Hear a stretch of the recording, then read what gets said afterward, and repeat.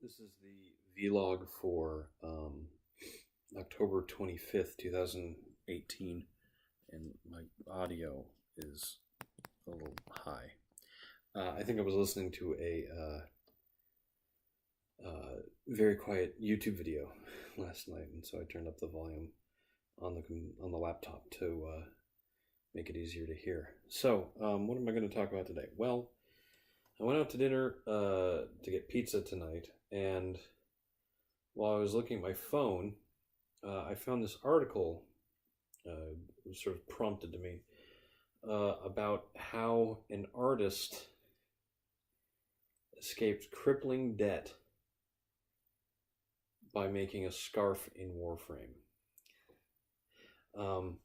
For those of you who haven't gotten into Warframe since I've gotten into Warframe, the Cyandana is a cosmetic item that is essentially, how do you want to say this?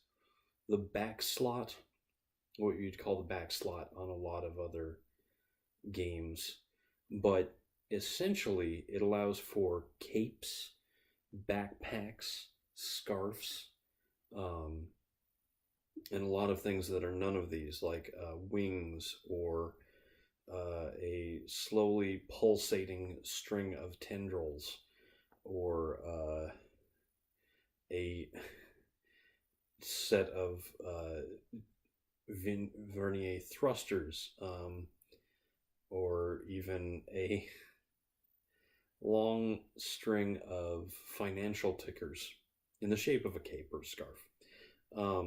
They are all over the place in their designs. And this poor fellow, born in the Midwest, grew up in the Midwest, decided he wanted to become an artist, went to school in San Francisco, and managed to graduate, if I'm not mistaken, right when the 2008 financial crisis hit. No work for artists that he could find, or she. I'm not actually sure if it's a he or she. I think it was a he. I think it was referred to as a he in the article, so I'm going to call him a he. But he earned a lot of outstanding debt from his student loans, and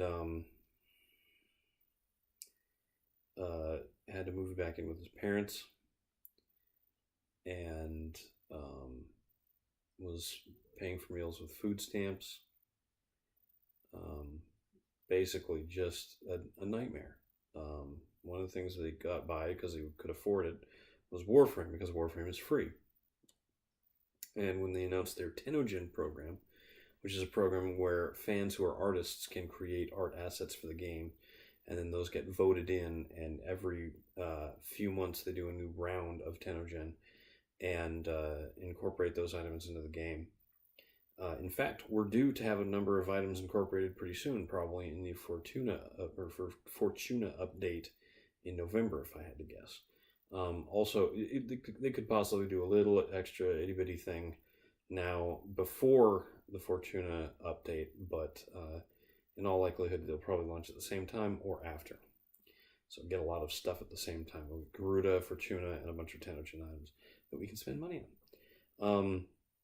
But honestly, after reading this article where he went from basically living between, there were no paychecks, he was using government programs just to earn money for food, to earning what is probably several $1,000s a month. And if not for his debt, he'd be able to buy a house, or maybe even two small houses and a car at this point. But he, unfortunately, still has a lot of debt to pay off, amounting to about $250,000. That's a lot. But it's getting better, and I decided to help him.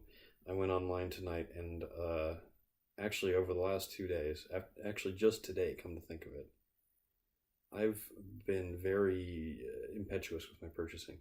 So my buddy got Soul Calibur 6 on his PS4, so I bought Soul Calibur 6 on the PS4 as well, and then I went and spent $50 on TennoGen stuff just now, just thinking about, oh, starving artists, I want to help out however I can, just a couple cents here and there, a dollar or two. Um, it's funny how the split goes. So Steam takes 30%, DE takes about 30%, and then the artist gets 30%, and have to pay sales tax on top of that. So the government gets a little bit on top of what I'm paying. Well, that's fair. I've never had a problem with that.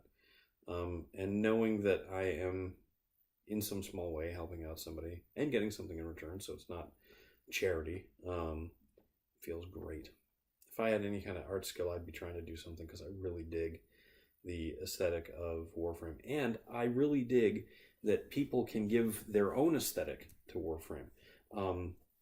The gentleman who this article was about has actually created 2 Copra skins, and the Copra skins, or Corpora, I'm not sure exactly how to pronounce it, are essentially Corpus themed skins. There's only 2 right now. There's only 2 one's for Excalibur, one's for Nova.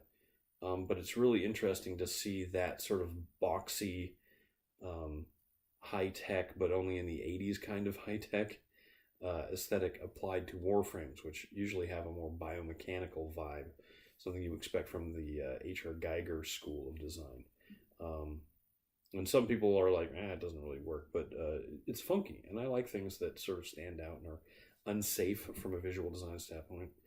I don't know if I've discussed that before, but I'll say that for another time. Anyway, I need to go beat my buddy at Soul Calibur. So I'm Eric Spornitz, and tomorrow will be better.